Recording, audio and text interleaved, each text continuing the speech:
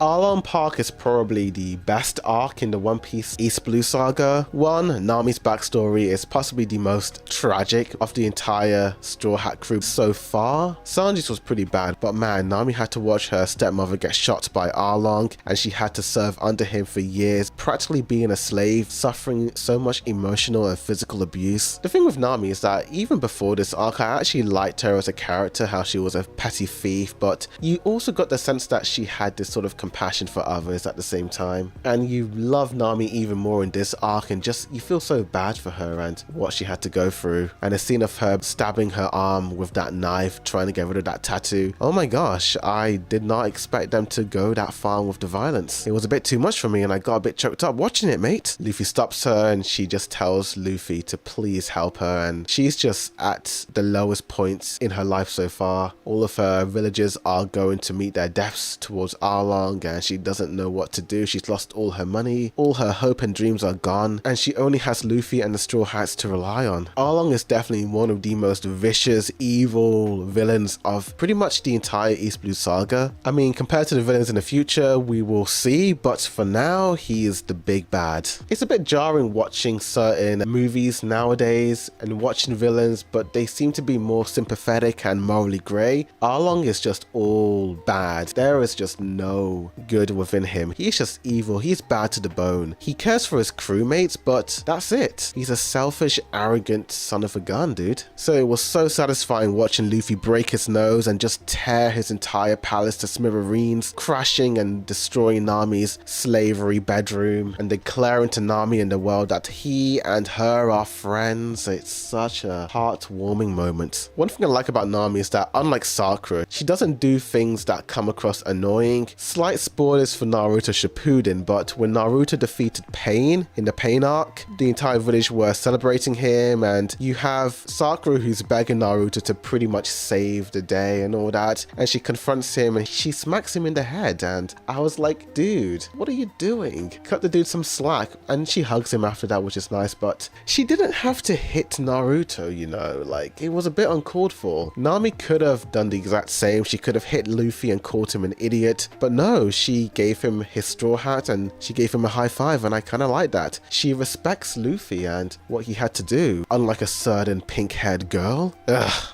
I could make a whole video on Sakura, but today is about Nami, and we love Nami and her Namis. Speaking of Nami, I really do love how the entire village tricked Nami into thinking that they all hated her for abandoning her, but in reality they all knew what she was going through, and it was pretty sad and touching, you know.